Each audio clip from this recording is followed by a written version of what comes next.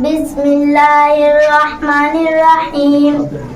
آج کا سبق نواقض وضو کے باقی مسائل۔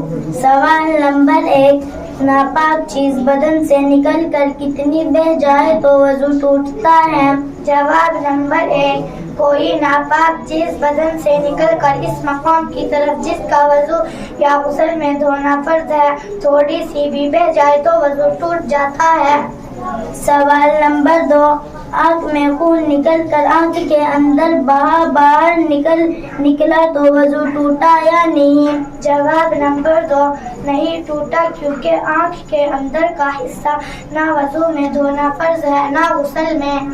سوال نمبر 3، اگر زخم پر خون ظاہر ہو، اسے انگلی یا کپڑے سے پوچھ لیا، پھر ظاہر ہو پھر پوچھ لیا، کئی بار ایسا کیا تو وضو ٹوٹا یا نہیں؟ جواب نمبر 3، یہ دیکھو کہ اگر خون پوچھا نہ جاتا تو بہ جانے کے لائق نہیں، بہ جانے کے لائق تھا یا نہیں۔ اگر اتنا تھا کہ بہ جاتا تو وضو ٹوٹ گیا، اور اگر اتنا نہیں تھا تو وضو نہیں ٹوٹا۔ سوال نمبر 4، گے میں کیا چیز نکلے تو وضو ٹوٹے گا؟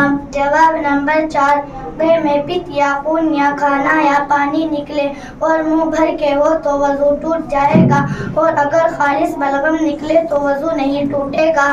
سوال نمبر 5، اگر تھوڑی تھوڑی کئی مرتبہ ہوئی تو کیا حکم ہے؟ جواب نمبر 5، اگر ایک متلی سے کئی بار ہوئی اور اس کا مجموعہ اس قدر ہے کہ منہ بھر جائے تو وضو ٹوٹ جائے گا۔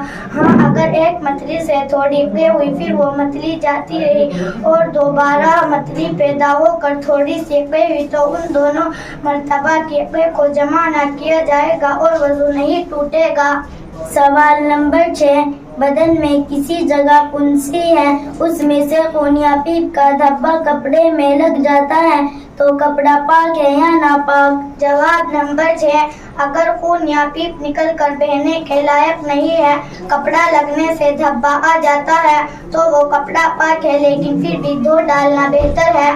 سوال نمبر 7، اگر منہ بھر کے نہ ہو تو وہ ناپاک ہے یا نہیں؟ جواب نمبر 7، نہیں۔ سوال نمبر 8، چوک نے بدن میں چمٹ کر خون پیا اور پھر کہیں یا مچھر پسو کا کاٹا تو اس سے وضو ٹوٹے گا یا نہیں؟ جواب نمبر 8، جوک کے خون پینے سے وضو ٹوٹ جائے گا، اگرچہ چھڑانے کے بعد اس کے کاٹے ہوئے زخم سے خون نہ بہے، کیونکہ جوک اتنا خون پی جاتی ہے کہ اگر وہ خون بدن سے نکل کر اس کے پیٹ میں نہ جاتا تو یقیناً بہہ جاتا، اور مچھر پسو کے کاٹنے سے وضو نہیں ٹوٹتا، کیونکہ یہ بہت تھوڑی مقدار میں خون پیتے ہیں جو بہنے کے لائق نہیں ہوتا۔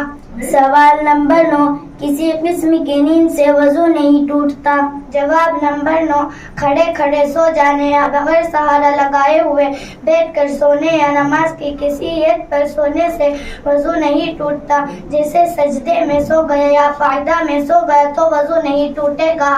سوال نمبر 10، کیا کوئی شخص ایسا بھی ہے کہ سو جانے سے اس کا وضو نہیں ٹوٹتا؟ جواب نمبر 10، ہاں، انبیاء علیہم السلام کا وضو نیند سے نہیں ٹوٹتا، یہ ان کی خصوصیت اور خاص فضیلت تھی۔